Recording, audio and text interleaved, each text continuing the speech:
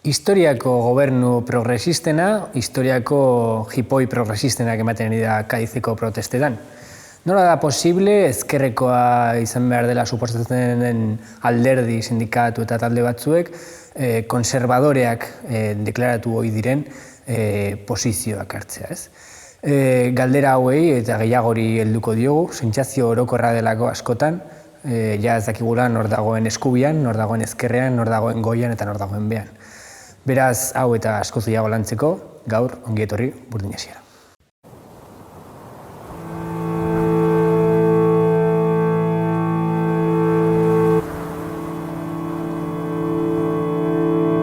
Europa está en guerra.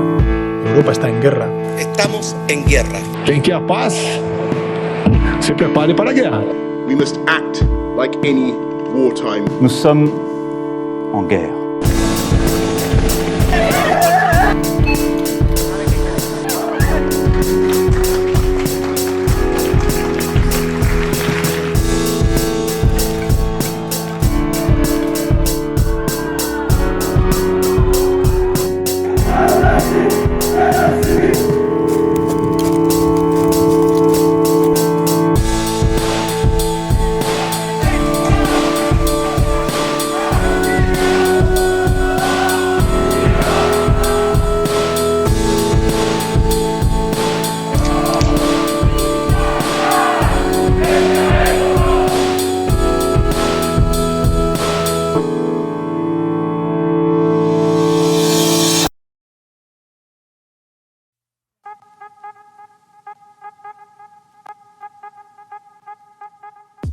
Ikasle abertzaleak eta unibertsitateko indar batasunak EHUren errepresio politikoa salatu dute.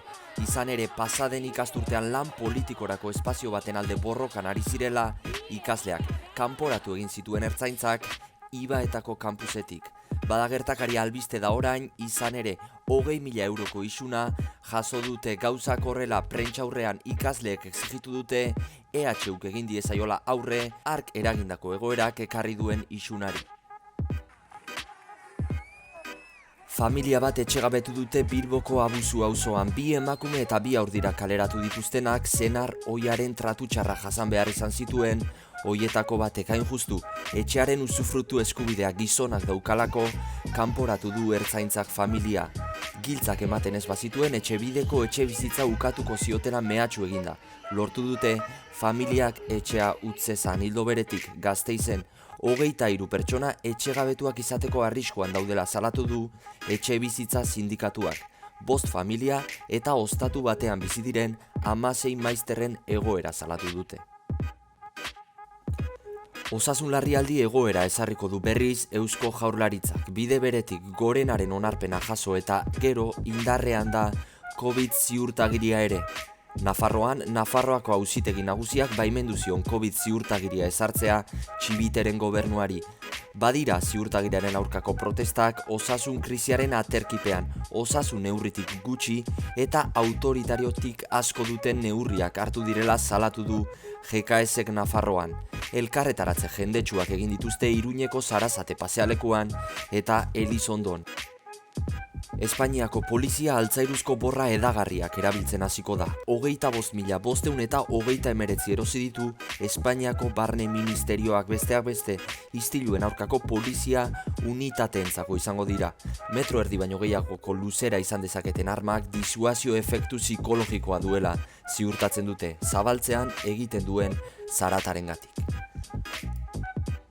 Beste gazte migratzaile batek galdu du bizia Bidasoa ibaian. Gutxienez 7 lagun dira aurten mugabidea igaro nahian direnak, horietako 3 Bidasoa ibaian ito dira. Ezbairik gabe asteko titularrak bete dituzte aurrekontuen negoziaketek. Espainiako gobernuak ERC eta EH Bilduren babesa lortu ondoren onartu baititu 2022ko aurrekontuak. Negoziazio akordioen artean azpimarra eragin dute mozoen eta polizia foralaren erretiro baldintzen hobetze eskaerek. Bide beretik aurrekontuen negoziazioan lortutako adostasunak izan dira Jaurlaritzan eta Foru Gobernuan ere albiste EH Bilduk horiek babes ditzan lortu baitute Txibiteren eta Urkulluren gobernuek. Gainera, pandemiari aurre egiteko 5 milioi euroko diru laguntza eman dio Jaurlaritzak hainbat hedabideri, horietan diru gehien jaso dutenak El Correo, Diario Vasco, Deia eta Gara izan dira. Tira, hasi baino lehen, beti bezala, programa guztietan bezala, aktualitateari errepaso txiki bat emango diogu, tortako aurkeztuko dizkizuet mailan nirekin dituan gonbidatu ilustreak. Eskubitik hasita, Peio Ormazabal, Gabon, Naia Santander, hemendik, Gabon, Aitor Bizkarra, Gabon, Martin, eta Aniskinan, Jon Agirre. Gabon. Bueno, esan bezala, aktualitatean errepaso egiteko, bakoitzak berriren bat errepasatu dezaken, nahi bezala, zuekin segitezki izkinatik. Bai, apur bat hartuko nuke abusun gertaturiko etxegabetzea eta horri gehiturik Gasteizko Etxebizitza Sindikatuak salatu dituen beste 23 etxe kaleratze posible edo, batez ere seinalatzen duelako, edo erakusten digulako egoera honek nola historiako gobernu progresisten aditzen den honek, aldarrikatzen duen eskutu sozial hori existitzen den, baina ez behartsuak langileria babesteko, baizik eta gobernua eta burgesia babesteko horrelako krisi egoeratan gerta daitezkeen tentsio momentuetatik eta ez. Osea, ikusten da nola etxegabetzak gertatzen diren, kaleratzeak gertatzen diren lanpostuetan eta bar.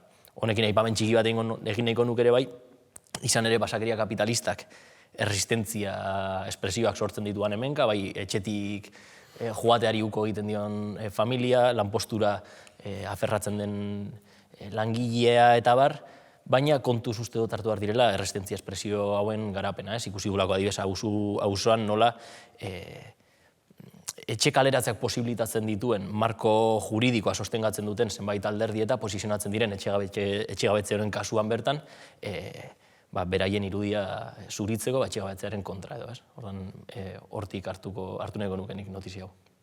Bai, nik igual komentatzea lakoaren hitzei helduta ezin hobeto ikusi daitekela zelako garrantzi estrategiko eta politiko aitortzen dien burgesiak masa komunikabidei eta komunikabidei oro har, eta batez ere euren funtzia modu eraginkorrean betetzeari, hau da, esaten dute zelan euren funtzioa den gizarte informatzea, baina badakigu momentu honetan zein den klase gizarte batean bizi garen neurrian informazio horren nolakotasuna, klase terminoetan ematen delako informazio hori, ez dagoela informazio neutroa den informazio horik, eta zelan argi geratzen den komunikabideen papera momentuan momentuko behar soziopolitikoen araberako ulermen marko bat sortzea dela eta debate politikoaren nondik norakoak ezartzea dela, nolabait kortina bat sortzea gizartean baldintzatzen duena interbentzio politikoa goitik bera eta batez ere prestatzea ondoren etorriko den joko zelaia datozen maniobra politikoetarako. Horreren nire ustez bastante argigarria da, komunikabideen funtzio hori ez dutela betetzen bakarrik masa komunikabide bezala ezagutu ditzakegunak, baizik eta baita ere euren buru alternatibo edo kritiko bezala ere dituzten komunikabideak ere sartzen direla zaku horretan, eta horre ere zelan esate baterako garari eman dizkioten diru laguntza kantitate nahiko altua. Besterik komentatzeko, Bueno, nik karri nahiko nuke IAk eta UIBek egin duten agerraldia, oroituko duzuen nola IAz espazio bat okupatu zuten Donostiko fakultatean eta EHUk zipaioak sartu zituen, besteak beste COVID-aren arirako neurrien arira eta bar, eta 20.000 euro inguruko isunak jaso dituztela salatu dute eta EHUri eskatu diote kargu egin dadila, ez? Eta nabarmena da, Mozal legeaz geroztik eta bar nola errepresioa bere dimentsio ekonomikoan asko areagotzen ari den eta bilatzen duen militantzia politikoa, ekonomikoki ito dadila, gure bizitzak ekonomikoki zorratu nahi ditu, nola baita esatearen gure militantzia politikoa eteteko, ez da. Eta gainera hori guztia egiten du, EHUko horrelako, ez dakit, intelektual edo apologeta batzuen zilegiztapenarekin, beste Kaitxa Partegi eta horrelako figura batzuen bitartez. Eta hau besterik gabe ekarri nahi nuen mai gainera gogorarazteko. Bai, bueno, nik referentzi nahiko nioke bidazoan itotako negarren etorkinei ez, honek ratifikatzeu lago erakustu lago nik lelego programan esaten nuena, dala, bai COVID ziurtagiri eta honen aurren hartu dien esango dugu erantzun polizial danak, nola benetan kolpatzea dituenak eta kontutan hartze ez dituen frakzio importantea dela bai etorkine eta bai proletargo indefentso daun proletargo hori, eta hau dela horren kasu gordinetako bat, ez? Asko hain ikusiko ditugu olako gertaera baten aurrien nola kontzentrak eta buru esku buru eta ematen, baina benetan zen babes sozial nabarmen ukitzen nahi neurri hau edanak, olako pertsonangan zuzein eragite denak, behin eriotze eraino, ez? Eta, hoxe nahiko nuke mai gaineratu.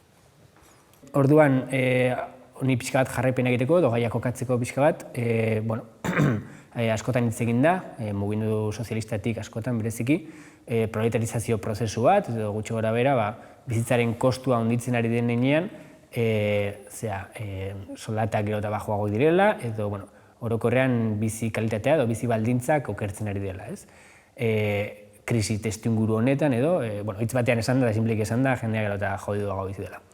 Orduan, testuinguru honetan, aldi berean, nabarmena da ere, eskubide politikoen galera, askatasunena, eta halako prozesu paralelo bat, gutxi gorera kokatzen gaituela, testuinguru batean, aldaketa sakonak ematen direla, jendea gero eta pobreagoa dela, eta orain arteko gizarte egonkor eta baketsuak, bortizkeriaz betetakoak eta ez egonkorrak bihurtzen dira, ez? Orduan, testuinguru, erreforma sakon eta global honen testuinguruan, kokatu beharra dago agente bakoitzak ze portara hartzen duen, izan ere aldaketa sakon hauek, ez? Nahiz eta tendentzia politiko oso ezberdinak egon, Europa mailan hitz egingo dugu lehenengo bloke honetan bereziki, nahiz eta egon demokrazia kristau klasikoa, sozialdemokrazia klasikoa, gero alderdi berriagoak berdeak izan daitezkeenak, edo eskuin muturra ere agerpena egiten ari da. Nahiz eta dibertsitate politiko guzti hau egon, denek aho batez onartzen dituzten aldaketak dira orokorrean guzti hauek, denek aho batez onartzen dute krisi testuinguru hau, eta bizitzaren gauzak balira bezala, onartu beharreko gauzak direla esaten dute, ez? Orduan, nola ulertu daiteke, dibertsitate politiko guztion erdian horrelako unanimidade edo alde bakartasuna egotea posizio politikoetan, ez? Pixka bat hortan sartuko da. Orduan, sarrera txiki bat egiteko, edo gaia kokatzeko, irutzen bezaizue aldaketa global honi buruz egitea, edo pixka bat? Bai, besterik gabe nire ustez, bai da garrantzitsua saio honetan jo puntuan izango ditugun kapitalaren, eske regalaren bidezko politikak euren testuinguru globalaren baitan ulertzea, hau da, azken hamarkadetatik datorren krisialdi kapitalistari aurre egiteko burgesiaren berregokitzapen edo modernizazioa helburu duen erreforma globalaren testuinguruaren baitan kokatzea ere kapitalaren eske regalaren politika horiek, modernizazio horren forma dela ere proletariotzaren lan eta bizi baldintzen aurkako ofentsibaren forma hartzen duen modernizazio orokor bat, nire ustez biadar dituena, alde batetik sakoneko reforma ekonomiko edo bizpen eredu kapitalistaren baitan egiturazko aldaketak txertatzea, helburu bezala dituztenak edo ondorio bezala dituztenak besteak beste normalizatzea langileriaren masa zabalen pobretzea, langabizitasa izugarrizkoa eta oinarrizko bizi bitartekoak asetzeko edo eskuratzeko beste dirurik ez daukan masa pobre hori izango dela Europan geratzeko etorri den ekoizpen eredu horren ezaugarri nagusia, eta beste alde batetik bere modernizazio horren aspektu politikoa dena nire ustez ekoizpen prozesu horri egokia suertatzen zaion edo funtzionala suertatzen zaion gobernantza eredua ezartzea, alde batetik ezaugarri nagusi bezala nire ustez zuzenbide estatuaren oinarrien suntzipena eta zelan banku zentralen bitartez eta batez ere instituzio ekonomiko handien bitartez estatu naziotik haratagokoak ezartzen dituzten eta diseinatzen dituzten politikak ondoren estatu nazioek aplikatzen dituztenak. Eta horrek zelan ekartzen duen demokrazia burgesaren ezabapen progresiboa eta batez ere eskubide zibil eta politikoak progresiboki ezabatzen joatea. Eta hor ere ikusi beharko genuke ezin izango den hemendik aurrera estatuen papera gizarte berri honen baitan. Nire ustez ez direlako izango inbeste gizartearen babesaren garante, baizik eta handitzen ari den langileriaren pobrezia hori kudeatzea besterik geratuko zaion agente bat. Gitziko? Bueno, niri ikusgarria iruditzen zait, gainera gaur gai horri gagozkio, zirku parlamentarioan nola askotariko alderdiak dauden, zuk ere aipatu duzu apur bat sarreran.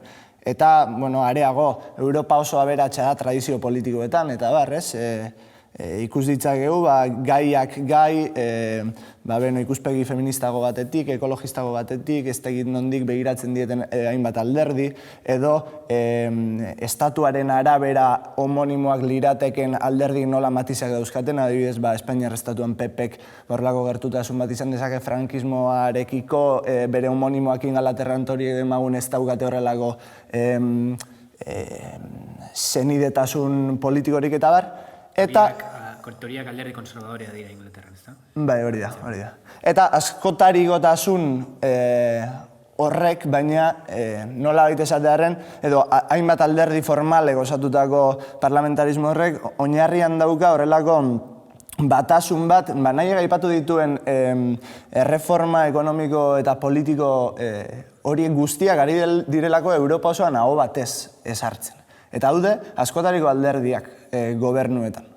Orduan, horrek esan nahi du, naiz eta egia den horrelako konplexutasun politiko bat existitzen dela, oinarrian programa bateratu bat existitzen dela. Horrek adierazi nahi du, oinarrian, esan arren matizak dela, oinarrian alderdi bakarra hitz egiten ari garela. Nik esango nuke alderdi bakarreko erregimenean bizi garela, eta hori burgesiaren alderdia dela, burgesiaren alderdi historikoa. Hori iruditzen zait aipagarria. Beste inork zer gehitzeko, idearen bat, Nik hor, agian aipamen txiki bat adibidatu uste dut bastante ilustratiboa dela, hau da, askotariko alderdiak daudela aipatu duzu Aitor gobernuan, eta askotan horrelako erreformen aurka egoten diren alderdiak oposizioa egiten diotela gobernutik kanpo. Nik uste dut aipatzeko dela, oposizioan dauden alderdi horiek gobernura iristen direnean ere, derrigortuta daudela strukturalki, erreforma horiek aurrera eramatera. Kasu paradigmatikoa eta gehiago luzatu gabe Sirizarena 2015an Grezian, Europatik zetozen erreformak geratzeko banderarekin iritsi zen gobernura, eta ez dakit 2-3 astez heldu zion edo utzi zion bandera horri, eta bukatu zuen aplikatzen aurretik sozialdemokratek edo beste sozialdemokratek eta eskuin gobernuek egindako politika bera aurrera eramaten, ez? Hau da, horrek ilustratzen du alderdi bakarraren ideia edo burgesian alderdiaren ideia nire ustez oso modu argian. Ni puntualizazio txiki bat ingo nuke, esatu nien burgesiaren alderdia ez, jendia saldaitelako, esatu nien, ni ez dakize alderdin bozkatzailo militante bezala burgesa deitzen nahi zeate, eta betetzen eskigu sariek eta bar, ni burgesa deitze behaguek esaten, eta argi dauna da, bidez, alderdi popularra bezalako alderdi milioika pertsona bozkatze denak, eta ez dakizen bat zinegotzi alde guztietan banauta azkenela, ez dielatanak esango oligarkak, baina horrek ez du lakentzen, alderdi popular oligarkien interesai erantzuti, oligarkan interesa defenditzia, ez? Hor, matizazio hori, jendia salda ite zaigulako, eta, bizket, eta gauza bera, burgesiaren alderdiaren baitako eskerregalari daukionez. Hori da, bai.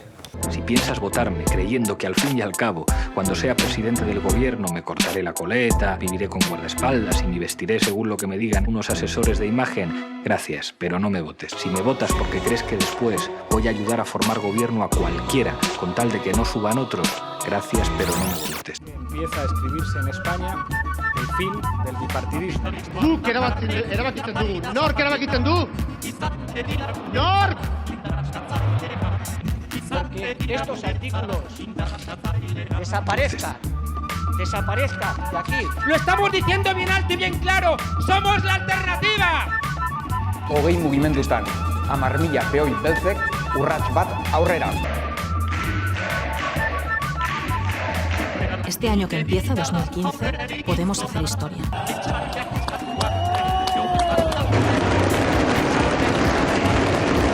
quería transmitiros que hoy tenemos una sorpresa. Unidos, sí se puede. Temo que usted no será presidente de España nunca. No estamos aceptando las cosas que no podemos cambiar. Estamos cambiando las cosas que no podemos aceptar. Por eso hoy votaremos abstención. Si no hay mesa, no hay legislatura. Hoy votamos la abstención para darle esta oportunidad. Queda otorgada la confianza al candidato don Pedro Sánchez Pérez Castejón.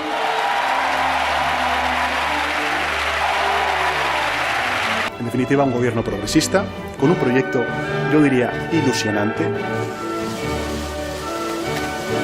Lealtad al rey y guardar y hacer guardar la Constitución. Cierre al salir, señoría. Hemos mantenido desde la primera vez que se propuso el estado de alarma una posición crítica pero responsable y coherente, no obstaculizando las prórrogas del estado de alarma. Queda en consecuencia autorizada la prórroga del estado de alarma. Como ven, nos hemos plantado aquí fuerzas políticas que son imprescindibles para muchas cosas en este país. Euskal Herria Bildu ha decidido votar favorablemente los presupuestos generales en el Estado español. Muy importante para nosotros, se consigue que los Mossos de Escuadra se equiparen a la Ertzaintza y a la Policía Nacional en cuanto a su jubilación anticipada. Pero sí, como novedad, también queremos anunciar que hemos conseguido equiparar las condiciones del personal de la Policía Foral Navarra a los coeficientes reductores de la edad de jubilación de otros colectivos policiales. En consecuencia, queda aprobado el proyecto de ley de presupuestos generales del Estado para el año 2022. Creo que el bien superior en política y en la vida es la dignidad y la decencia. Burgesiaren alderdiaz hitz egiten dugu, alderdi ezberdinak, alderdi profesional, sindikatu eta mugimendu sozial asko ere hor sartzeko, programa politiko komun bat dutela adierazteko nola izateko, baina hori frogatu behar da nolabait, ez? Goazen lokatzera, goazen kasu konkretuetera eta ikustea nola jokatzen duen agente politiko bakoitzak testuinguru bakoitzean. Orduan, ondo iruditzen bazaizue, botako izuetola bateria bat kasu ezberdinera eta dinamikoa egiteko, eta zuek komentatu, laburki alba da, berze iruditzen zaizuen nola jardun duen ezkerrekoak izan beharko lirakeen aktore horiek testuinguru horietan. Peio zurekin esan gaitezke, COVID-aren kontu guzti honekin, polemika handia egon da, aplikatu beharreko neurrien inguruan, COVID pasaportea, alarma egoera, gero konstituzionalak esan duena ilegala zena, historia gobernu progresistena berriro ere hor daukagu, orduan, komentatu pixka bat nire zu testuinguru hau.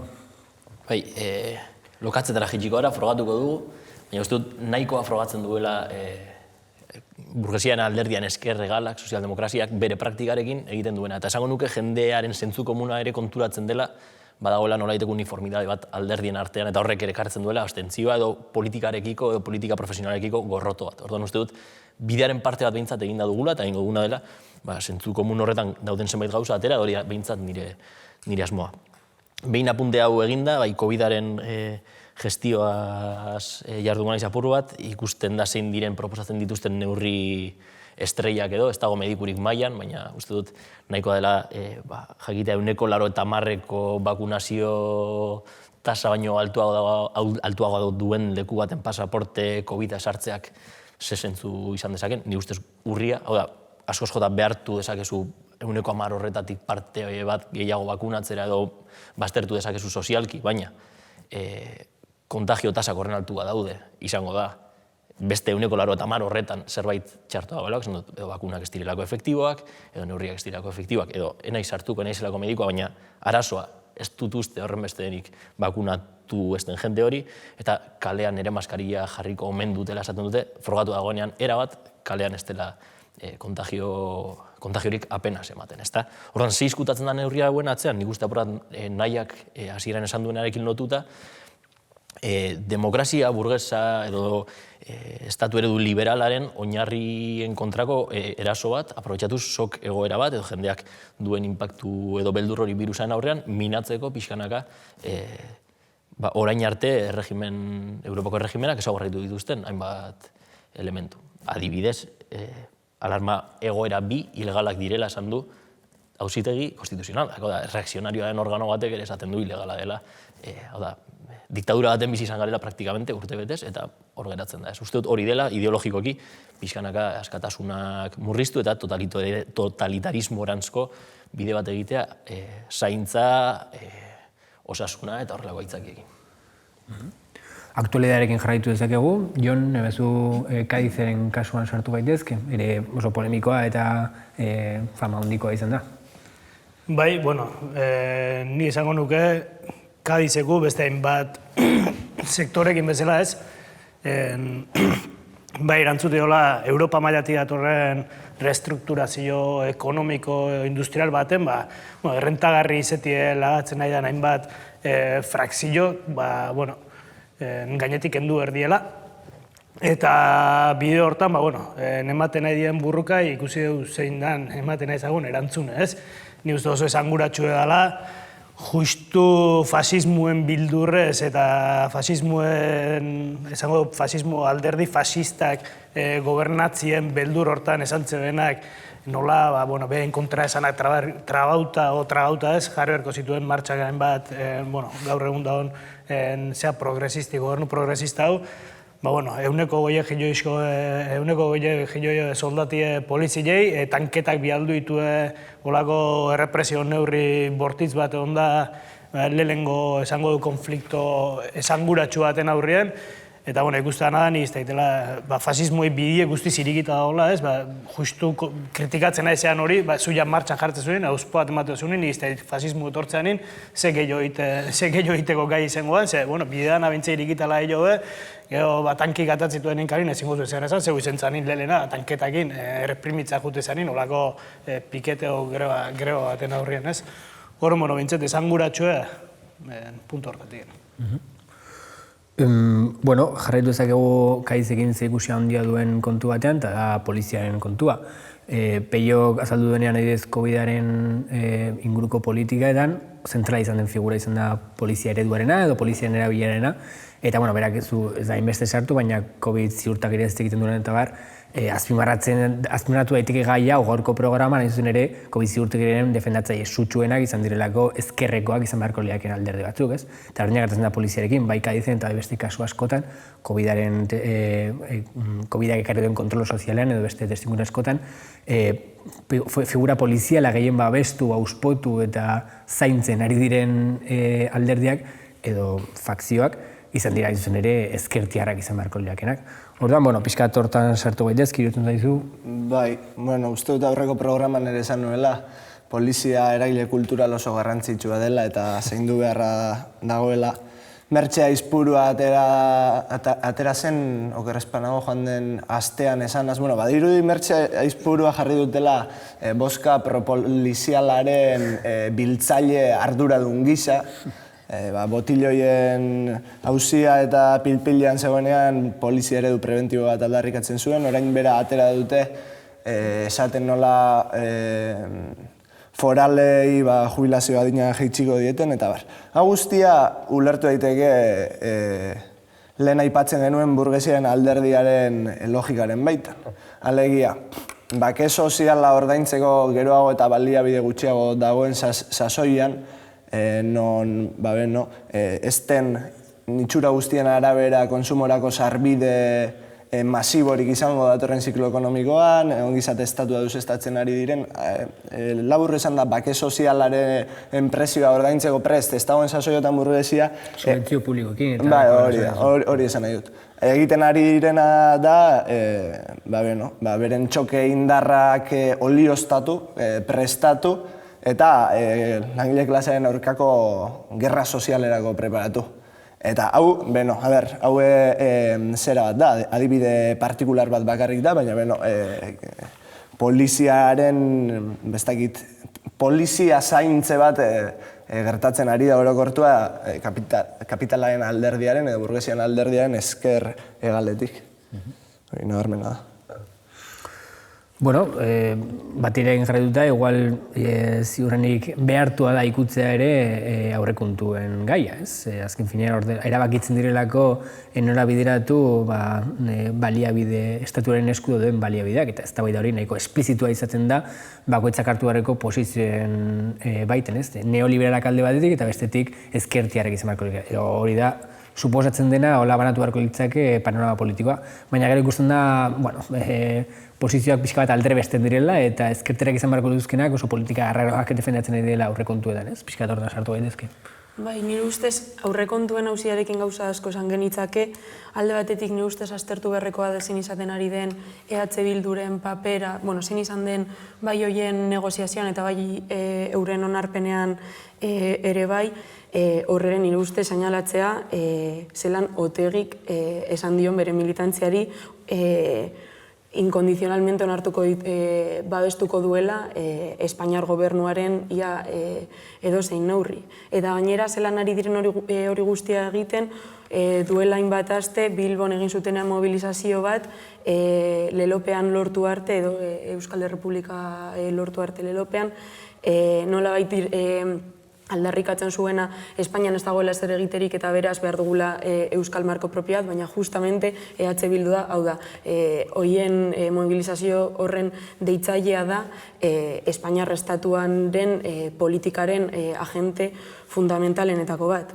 Gero hori alde batetik izaera politikoari dagokionez gero aurrekontuen implikazio sozialari edo dagokionez nire ustez bai entzun izan delari garela bizitzen keynesianismora buelta bat edo horrelako ari garela orain berriz ere indarrean edo ikusten zelan momentu honetan den garaia politika sozialera bideratzeko edo ingastu soziala gehiago indartzeko. Inkluso Yolanda Díaz agertu zen esaten momentu honetan, inkluso eskerrekoak ez diren politikari horiek, Joe Biden aipatu zuen adibide moduan, ari direla nolabait orain ausartzen langileen aldeko politikak jartzera edo behintzat hoiei erreparatu behar zaiela. Bai, hori da gauza bat, baina gero kontuan hartu behar dugu zein den momentu honetan Europar erreforma, aipatu dugun Europar erreforma horrek benetan ezartzen duen marko txiki hori eta ze puntura arte oraintxe bertan gastu sozial bezala agertzen diren horiek ze puntura arte benetan helduko diren. Ze ikusten ari gara neurrietako asko txarto, berandu eta ez direla benetan heltzen gehiengo sozialaren gana. Horri patu halko genituzke, basate baterako etxegabetzen kontuarekin, orain ematen duenez onartu da ezin direla etxegabetzeak gauzatu, baina egunero ikusten ditugu, Peiok aipatu du, ikusten ditugu kalean, baina, horrelako fenomenoak. Etxa la ley, etxa la trampa. Adibidez. Nik hor, aipamen txiki bat egin nahiko nuke, nolait, EH Bilduk babes inkondizional bat ematen diolako Espainiako gobernuari, Arnaldotek esan duzu eta ikusi genuen, esan ez nola, 4 urtez alko balitz luzatuko lukeen gobernu hau eta alko balu beste 4 urte ere eskaineko lizkiokela datorren atxarragoa delako, baina tankeak kalean dauzkagu, mugatan jende hiltzen ari da, tabar luze bat, baina uste dut ere, nolait, saldu behar dutela irudi bat, adierazteko baldintzatzen dituztela aurrekontu horiek. Eta baldintzatzen dituzte, etxegabetzeak barkatu debekatuz, ez dakit 4 egun irautien fartxak, ikusi nuen abusun, ikusi du Gasteizen salatutakoa. EITB3, Netflixen, Amazonen garaian, zabalduko omen dute Nafarroa guztira, eta begiratu dugu lehen kasualidad, ez da uneko 0,2ko audientzia bat dauka EITB3 EAN, ez dut imaginatu nahi Nafarroa galdean, ez diot neurri txarra denik, baina PSOE-ren gobernu bat sostengatzeko besteko garaipena, ez dakit nik, eta uste dut, neurri guztiak betetzen dutela ez horren beste funtzio bat, gobernua baldintzatzeko, baizik eta militantziaren barruan justifikatu ahal izateko beraien posturare. Azeko, bueno, babesten dugu gobernua, baina hau eta beste lortu dugu. Gobernuari bosta sola ETB3-ruk, EH Bilduren zuzendaritzaren ikuste, bosta sola diola ETB3-ruk, baina nolabait argudiatu behar dute zerbaitetarako balio dutela, edo zerbait lortu dutela euren babes horren truke. Hori Podemosek esatezuna baita ere, ez?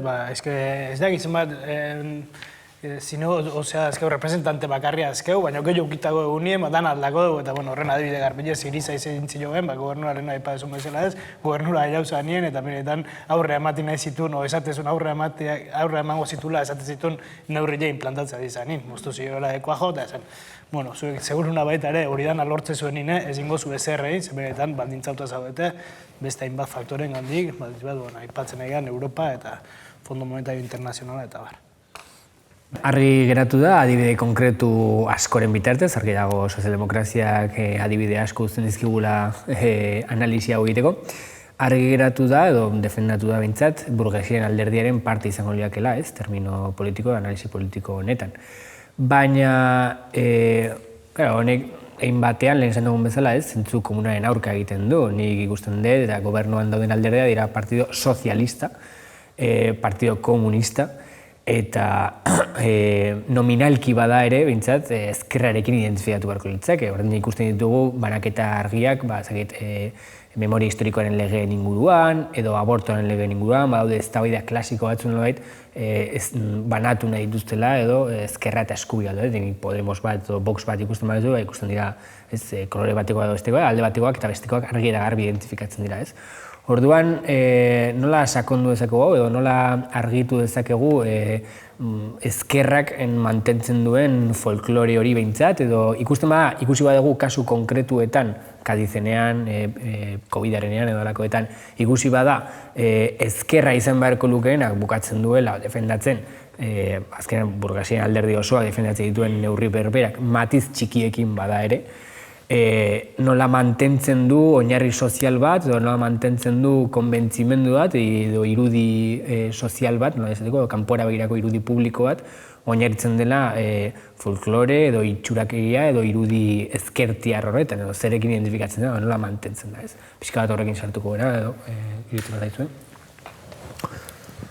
Bai, bueno, ni naudana ikusita esan dezun bezala ez, pixket, astapen eta ojuteko zebat emateit, pixket bizillo hori ez, nola bai Podemos bat nundi sortu zanez, zango du instituzionalizazio prozesu horian aukidun, behagin batean mandun desideologizazio prozesu bat, bi frakzio, gaur protagonista dien, behintzen bi frakzio importante hauetan dela Podemos eta EH Bildu, zango du Podemos bat nola 15 bezalago fenomeno baten aurrin, plazak beteta, zango du auzuetan artikulatzen nahi zien, bueno, minimo bat behintzen esango dugu intuizio iraultzaile bat euki altzeben hainbat espresio ez, nola guztiz desintegrazio lortu zeben pauso instituzional eta pauso hori ematien, instituziota. Eta hori, baita ere aipatzeko, lehen aipatzeko naiz, bezalako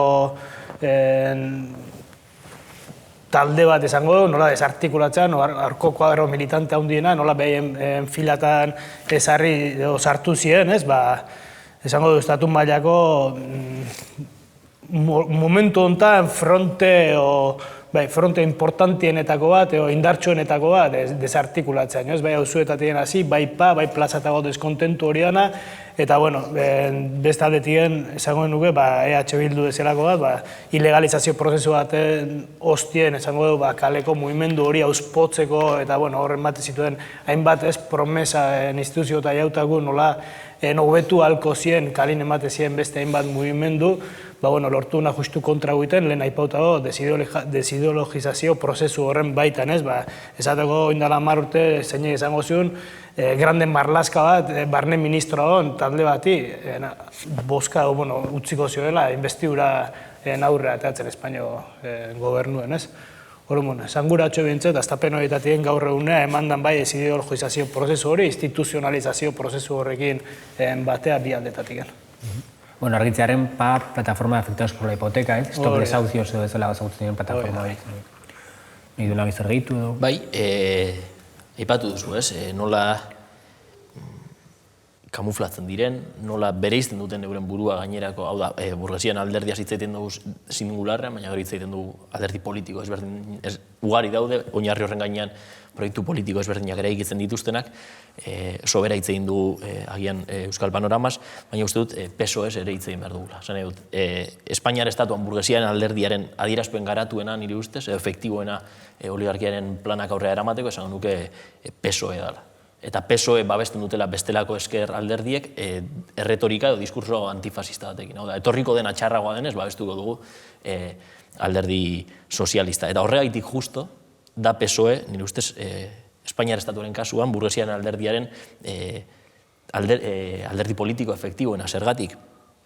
Nolabaiteko erantzun soziala edo bestelako edo eskuineko gobernuak izaten duten kontestazio sozial horren parte bat behintzat amortibatu egiten duelako, sindikatuen bitartez, amortibatu egiten duelako daukan egiturak eta sozial minimo horren bitartez, eta gainera etor daiteken hori txarragoa delako, otxoa etor daitekenaren beldurrez ez, baina ez dugu ahaztu behar, 80ko hamarkadako desindustrializazio prozesu guztia, PSOEren gobernu batek eramaten duela aurrera, lan erreforma gogorrak ere egin izan dituela PSOEren gobernuak, Ezker Abertzalearen integrazio prozesua PSOEren gobernuak eramaten duela aurrera, asaitezke Rubalcabaren bombas o botos famatu horretatik PSOEren presupuestoak onartzen dituen momenturaino Ezker Abertzaleak, baina hitz egin dezakegu ere Kataluniako prozesu independentistaz PSOEren gobernua dela, PPren gobernuak kudeatu ezin duen zerbait integratzeko inolako zailtasunik ez dut esango, baina bai integratzen dituela bai Eskerra Republikana eta bai PDK Espainiar joko parlamentarioan. Azken finean hori da burgesiakin behar duena, ez du behar esplizituki atera daitezela alderdi guztiak burgesiaren erregimena defendatzen. Lortu behar duena da, alderdi horiek jokatu dezaten burgesiaren erregimenaren arabera. Eta hori lortu du, eta hori PSOEk oso modu eraginkorrean egiten du Espainian estatuan gainera. Zer egiteko edo? Bai, beno, ez da, badirudi zebatzen edo gehi hitz egiten ari garela EH Bilduz, baina egia da azkenengo aldian material hornitzaile ona izaten ari dela gu gaur daukagun hizketa gaia ilustratzeko. Hain zuzen, burgesiaren alderdiaren eskerrankaren espal subiranista hori, ari da ilustratzen esaten ari garena. Eta nik nahiko nuke aipatu nola mozorro festaz eta ari garen, eta nola identitarioki esker itxurak egin beharra dagoen eta bar. Iruditu zitzaidan nahiko ona edo behintzat milimetrora pentsatua eta diseinatua egin zuten joan den astean, duela aste bi lehen nahiak aipatu duen lortu arte mobilizazioa eta gero ondorengo astean egin zituzten mugimenduak, ez? Mugimendu horien errenkada erabat planifikatua, ez? Horrelako, nola esango nuke, iruzurraren ingenieria politiko gizara, lehenengo egiten dugu lortu arte mobilizazio multitudinario bat, base soziala pozik jartzeko, mediatikoki ere horrelako austuraren irudi moduko bat emateko, baina guztia izan dadila baselina moduko bat ondorengo astean Espainiar presupuestoak onartzeko, foruzaingoaren baldintzako betzeko, pentsioen erreformaren tramitazioa abstentzio bidez ahalbidetzeko, EPPKaren agiria ere iritsi da eta barrez. Aste luzea izan da eta mugimenduen errenkada erabat planifikatua. Eta nik uste dut oso bat datorrela, orain aipatzen ari garen gai horrekin. Ezker Abertzaleak mobilizazio handi bat deitzen duen urrengoak batek agizere etorri horren atzetik, ez da? Bai. Joklen deitu dio kamuflaje politika uste dut, eta uste dut apur bat sakondu beharko genukela zer den kamuflaje politika hori, zen nire ustez hitz egiten dugunean kapitalaren eskerrankaz eta nolabait funtzionala zaiola burgesiaren erabaki politikoei nolabait gaur egun gobernuan dauden eskerreko alderdi horiek ere bai, zelan horrek ez du esan nahi modu zuzenean eta guztiz argian aplikatzen dituenik erreforma horiek. De hecho, nik uste erreparatu aldiogula kaleak eta instituzioen arteko dikotomia horretan ere ze formartzen duen kamuflaje horrek eta horrela aipamen txiki bat ikusiko dugun bezala nire ustez horrauzia ez da inbeste balantza txarto jarri dela eta gehiagorekatu dela instituzioen aldera, kalen aldera baino, baizik eta benetan horre guztiak ze estrategia politiko eta ze funtzio politiko betetzen duen. Hor nire ustez argi eta garbi ikusten dugu zelan euren jokatzeko modua argi eta garbi den eskutatzea, haiek direla konpliziak eta erantzuleak neurri handi batean hartzen ari diren neurri askorenak, eta hori eskutatzeko ze modu dituzte, basate baterako, ateratzea kalera, justamente seinalatzeko haiek onartu dituzten politika horien ondorioak. Basate baterako, Ernai Gaztantolakundak nire ustez hasierako ez dut goratzen noiz izan zen, zabaldu zuen ziklo mobilizatorio bat, egin zuen justo uste abendu bueltan edo azaroan kanpaina bat, lelo bezala zeukana mucha polizia poca inversión, justamente EH Bilduk onartu zituenean ere bai, edo lagundu zuenean onartzen Espainiar Estatuko aurrekontuak zeinak partidarik handiena zuzendu zioten poliziari. Berdinan nire ustez, esan aldugu, abenduaren bateko gehiengo sindikalaren mobilizazioaren inguruan, justamente, ari direlako seinalatzen lan erreformak, pentsioen auzia, hori guztia sartzen denean hain zuzen ere, orain onartzen ari diren Europar funtzen marko horren barruan. Hau da nolabait, euren estrategia da, alde batetik instituzioetan zuritzea neurri batean ezartzen ari diren neurri asko, eta horien mugak seinalatzea kalean eta pilota edo erantzunkizuna beste batzuen gain jartzea. Horren nire ustez argi eta garbi ikusten dena da, zelan momentu honetan kapitalaren ezkerregal hori den justamente albidetzen duena bermatzea edo gauzatzea Europatik hartzen diren neurri hori guztiak, eta horregaitik hitz egiten dugu burgesiaren alderdia singularrean eta ez ezker edo eskuinako alderdiaz. Inolako zentzurik ez, onartzen dute reforma bat parlamentuan, izan pentsioena dena delakoena, eta gero montatzen dute greba orokor bat, edo mobilizazio bat, beraiek onartu duten neurrean aurka, absurdoaren muturrean gaude, gehitu nahi zuna, edo... Bai, nizen zortu baita ere, bai nahiak eta bai peiok esan dagoen arira ez, nola Europa mailatia tozten hainbat neurri aplikatzeko diskurtso progresistiek ze erabilgarri zaioen behai baita ez, adibidez aurreko zaioen hitzeiten egon ginen gaiei helduta ez, ekologismun aldetiken, esan alde gasoile ibiltzie, CO2 isurketak, ganautegiletan daun CO2 isurketa horiek, nola baldintzatzen, nola ze kaltegarri dien guretzako ez, eta nola bideratzen hori dana naulako ardura individual batez, horrekin justifika bat debelako, diesela neopetrolioen zea prezioak jilotzie, peajiek jartzie, ota ordainaraztie, eta esan dagoen aragilen prezioen impuestu jilotzi, eta honen emaitze ze izengoa, aberatza erosiko dituela kotxe hibriduek, ibiliko dela peajik pagatzen eta nahi deben erin txuletik jaten bitartin, eta gu ibiliko dela, gero eta dekadentio dien garraio publikotan aldeadetik bestea, kilkerran hamburguesa jaitetik bitartin, ez? Proteina txuta handia da, oseke, dano guzta. Nació en Pedro Sánchez, que donde esté un buen chuletón, ez? Guztonek balio digula, aitzaki modura, seinalatzeko, gainera, sozialdemokraziak ze ikuskera duen ongizate sozialarena. Hau da, lotzen du, jateko pixka ditzatearekin, etxe bizitza izatearekin eta gian energia, baina mugitzea ez du, hau da, askatasun individuala, lurraldean mugitzeko askatasuna, ez dira kontemplatzen. Hau da, doka mentalidade obrerista da, nire ustez 20. mende hasierako, 19. mende hasierako garapen, produzio bitartekoen garapenari lotua, baina, adiez, peajeak jarriko dituzte, omen, gastu sozialak kubritzeko eta bar, ulertu gabe, lurraldean mugitzeare badela ongizatea edo familiakin egotea, eta bar, eta ustut hori osolutu dagoela COVID-ari eman zaion gestioarekin, eta azkenan pobrezia eta ongizate ulertzeko duten modu murritzarekin. Programa kaineroa izan da, dudarik gabe, hitz egin dugu posizio politiko oso ezberdinetaz, termino oso antzekoetan, ez? Oinarri politiko berbera daukatela defendatuz denak burgesen alderdikoak direnaz. Hau nahiko kontraintuitiboa izan daiteke askotan gaurrengo iritzi publikoaren baitan, baina las evidencias nos remitimos, ez?